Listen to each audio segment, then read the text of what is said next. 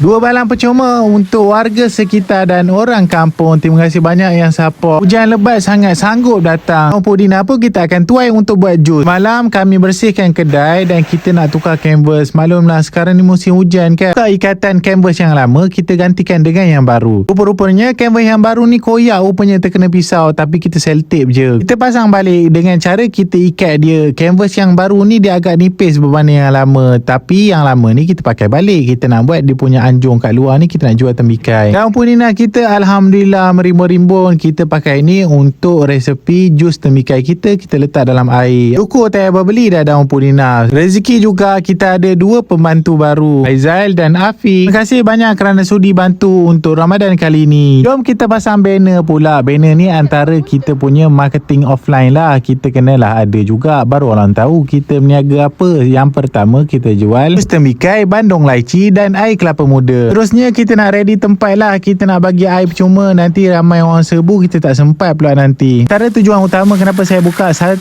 hari sebelum berpuasa, supaya kita dapat rasa air kita ni sedap tak sedap, barulah kita boleh jual ke orang. Fi dan Faizal pun boleh tahu flow kerja. Alhamdulillah ada dah orang support. Inilah air tembikai pure dan ini pula bandung laici. Jom kita packing dalam plastik air balang. Kita pakai plastik 710. Bermulalah kita nak agihkan air percuma hari ni untuk kita nak raikan siapa yang dah support kami daripada awal dulu. Terima kasih banyak kepada anda yang telah support. Hujan-hujan mari datang, hujan lebat sangat, macam-macam kerenah korang ni. Moga anda dimudahkan segala urusan dan dimurahkan rezeki yang melimpah ruah. Dan kali ni alhamdulillah kita bawa masuk sekali air kelapa muda. Datang ramai-ramai support kami. Selamat berpuasa dan Assalamualaikum.